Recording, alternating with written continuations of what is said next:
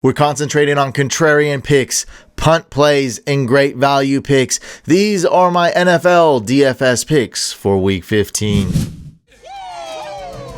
What's going on, fantasy football fans? I'm your host, Hussein the Brain, and you're watching The Couch. If you enjoy great DFS picks videos like this one, make sure you subscribe and hit that bell icon so you won't miss future videos like this one. There are a few quarterbacks I like, but I'm going to cut it short to the ones I like the most. I like Russell Wilson because the price isn't that great, but I do expect a bounce back game. Coach Pete Carroll said that Lockett is finally fully healthy. Let's see what he can do now that Lamar Jackson is hands down the league's MVP. Russell Wilson has been forgotten about a little bit because a lot of people argued that Wilson should have been MVP. Now it's clear cut Lamar Jackson, and Wilson's a little bit of an afterthought. Now I am exaggerating, but we're talking about contrarian picks, ownership, and to win, I think Russell Wilson has the potential to be the top scoring quarterback. Unlikely, but he still has that type of upside. Not a great value pick. Not too many people in DFS will be picking Wilson, so I do like him. It's a little bit contrarian. This video is sponsored by Prolytics. Prolytics offers a complete DFS tool suite with projections, including ceiling and floor projections. That's very important. Lineup optimizers, a weekly cheat sheet with the top picks and top stacks, as well as several other tools to help you win. Their modern machine learning AI technology is what really separates Prolytics from the competitors. Because of all the positive feedback from the Couch fam and other users, Prolytics has decided to keep partnering with us, and right now they're offering a free trial. So follow the link below in the description and use promo code COUCH to get your free 2-week trial. I use it every week and highly recommend it. Now back to the picks. Deshaun Watson is a quarterback I arrived to quite easily. High scoring game. He's been on fire. He can do it on the ground as well as through the air. He's just amazing. He has DeAndre Hopkins to throw to. He is also in the discussion of MVP, probably third runner up, probably really close to Russell Wilson. And if I'm able to arrive to this conclusion fairly fast, I feel like a lot of smart or semi-smart DFS players are going to do the same thing. So Watson will be a little bit chalky. I do like Ryan Tannehill in cash games. Very high floor, very consistent. Same game we're talking about here should be high scoring Texans-Titans game. And my favorite quarterback, we have to scroll a little bit. Oh, I did want to at least mention Fitzpatrick, that if Devontae Parker plays. I do like him, but my favorite quarterback is going to be Kyler Murray. Okay, he's got that hamstring issue. He's been pretty good early on in the season, or the first half of the season, and then since this Bucks game, and well, even against the Niners actually. So really only the last 2 weeks. Just see how memory works like that. We're just really recency bias. I think we're just naturally like that. So last 2 weeks, mediocre performances, a little bit of a hamstring issue, but now he has a decent matchup, very good price, and I still think this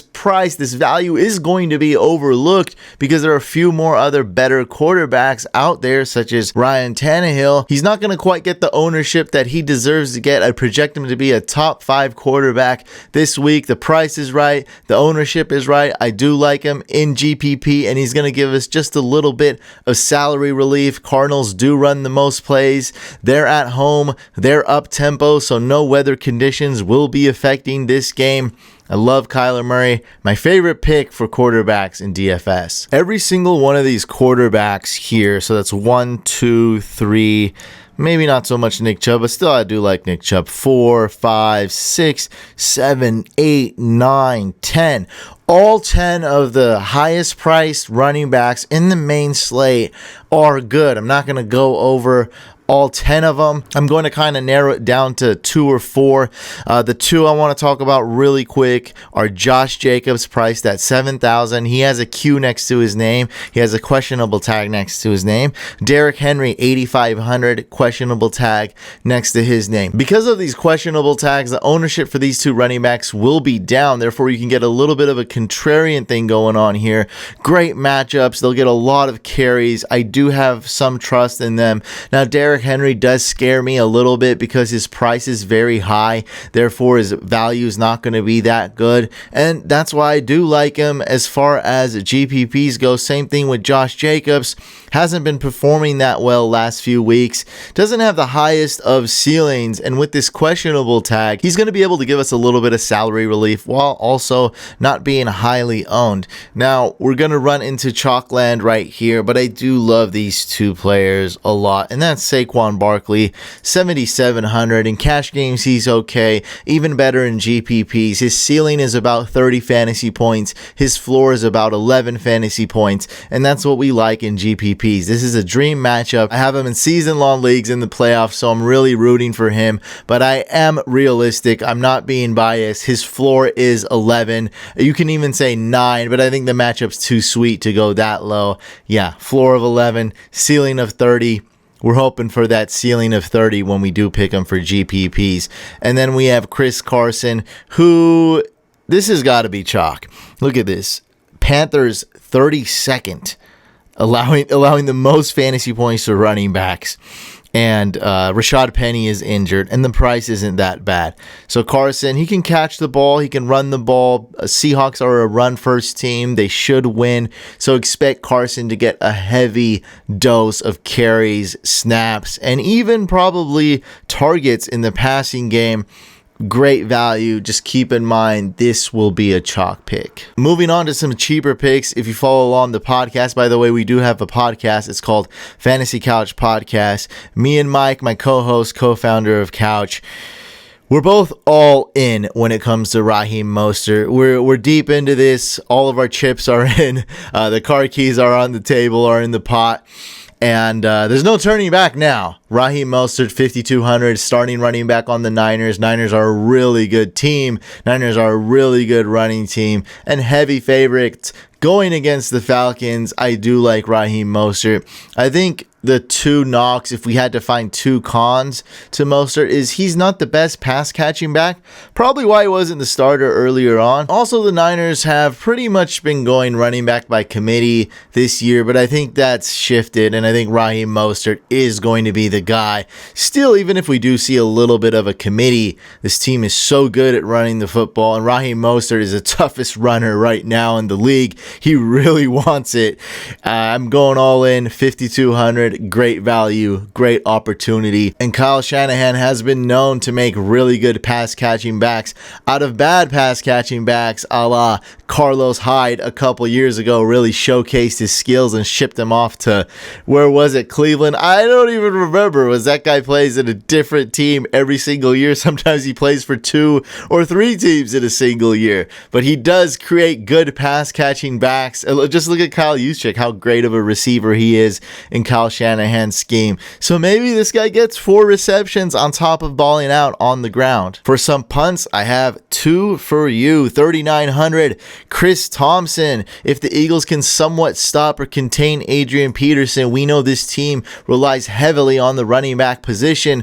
Chris Thompson used to be a pretty much elite running back in the days, and that only lasted a few games, sure, but he does have that type of ability still. Look at this, 8 targets, 7 receptions against the Packers, 11 fantasy points. If he can get some more carries, maybe 1 or 2 more targets, and now with Darius Geis injured, that's very realistic. Expect Chris Thompson's usage to go up. I see the man getting 10 or 11 touches, and if they're all receptions, that's going to be a lot of fantasy points. Think about that. If man gets 9 receptions, that's 9 fantasy points, and that's pretty much bringing value already right there. 3,900 going against the Eagles. And another punt I have is Boston Scott, 3,000 going against Washington. This is the same game.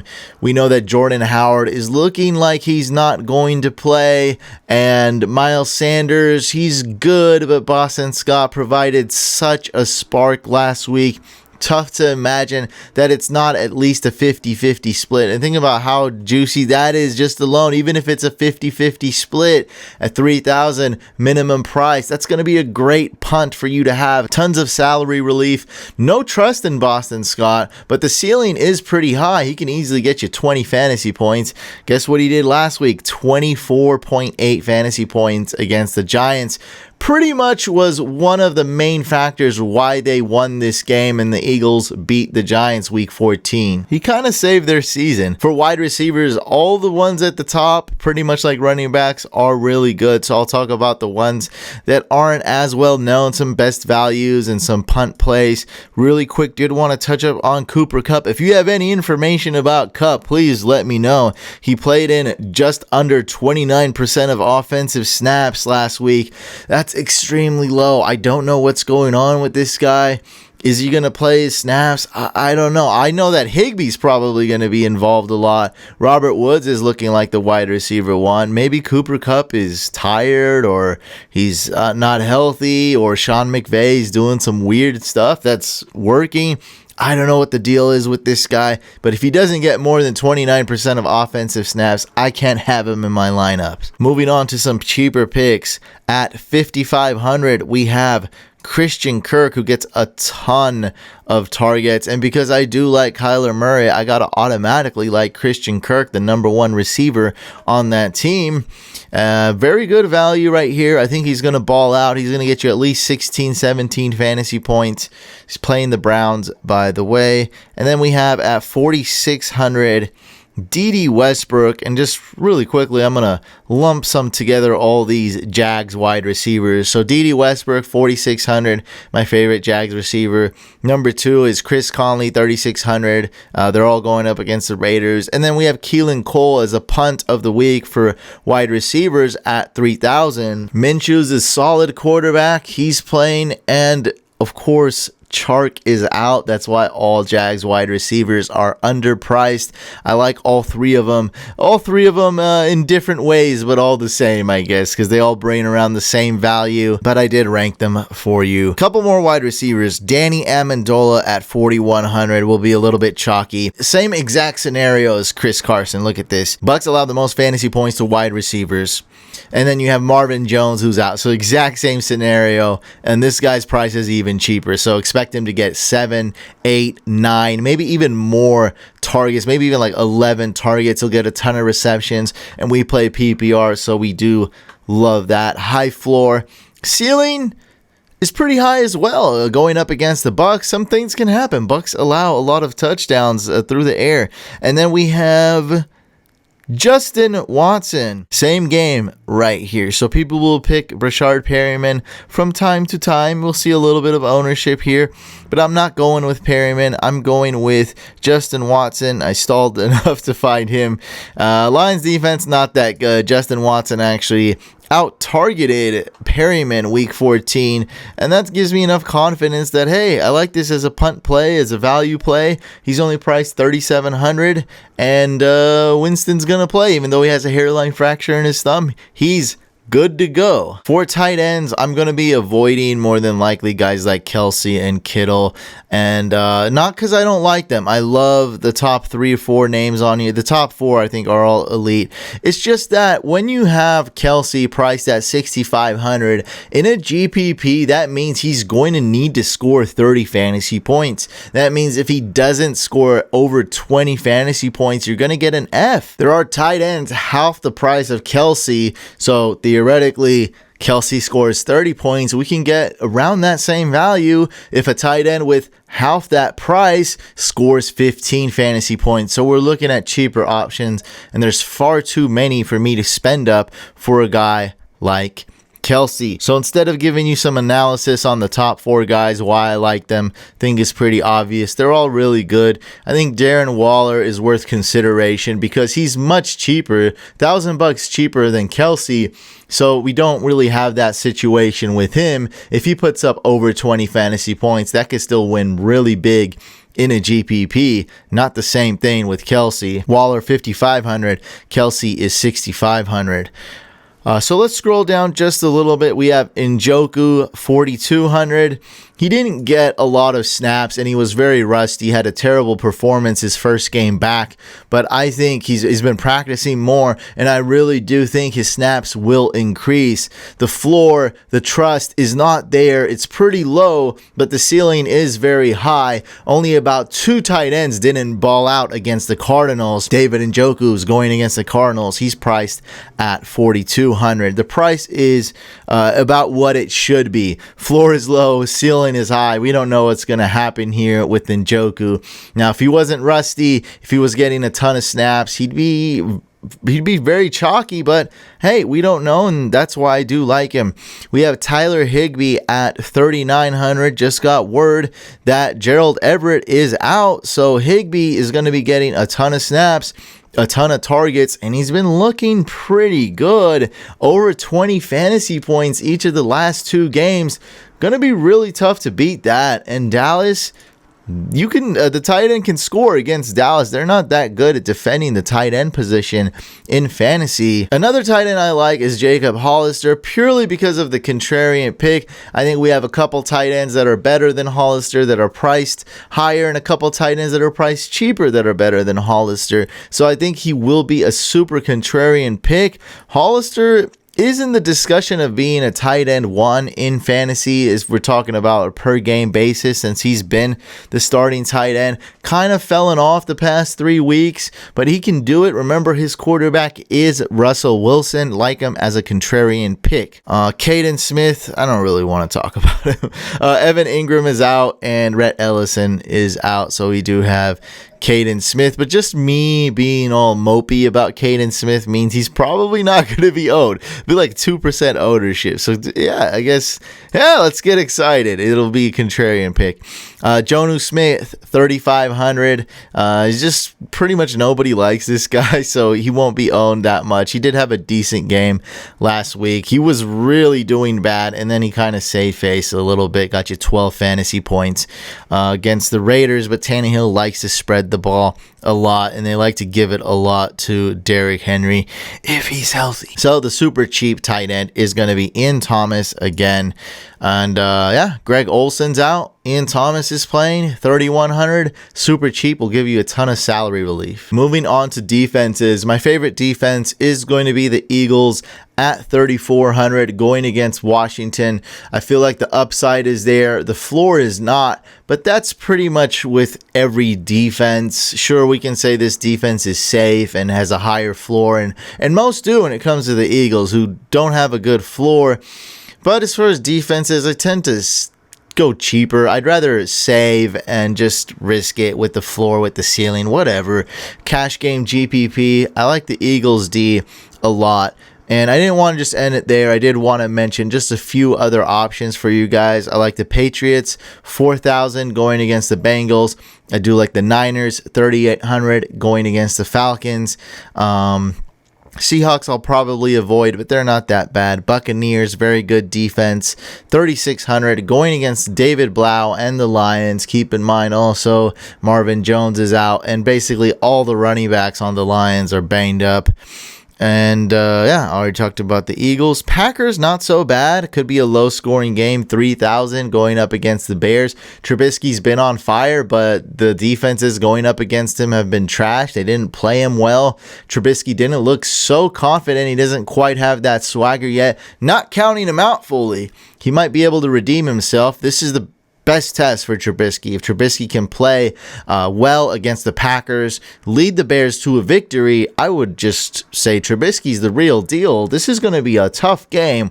It's in Green Bay, and you're going up against Rodgers. So the defense, good value at $3,000. It's tough to win there in Green Bay. And then if you really want to save, I guess the Titans are available. And the Titans are priced, or are they? Priced at $2,800. Look, the Texans are going to score, so you're not going off that. They're going to allow a lot of points. The Titans have always found a way to put up fantasy points, whether by getting QB pressures, QB sacks, forcing turnovers, interceptions, fumbles. They always find a way. They've been super consistent, believe it or not. They're one of the best fantasy defenses this year. Just no one's starting him in season long. Not too many people are picking him in DFS because the matchup's never that great. It just, oh, it doesn't seem great. It doesn't seem great. Well, we've seen they're pretty much matchup proof as far as defenses go. Make sure you guys do follow the link below in the description. Check out Prolytics. Get your 1 week free trial. Use promo code COUCH to do that. It also really helps support this channel, guys. Make sure you're subscribed to Fantasy Couch. We have a second YouTube channel. It's called Fantasy Couch Podcast. Lots of great content on there, great live streams. Make sure you subscribe to both YouTube channels. Like this video if you enjoyed it. Dislike if you didn't. I wish you guys all good luck week 15. Let's go get that W.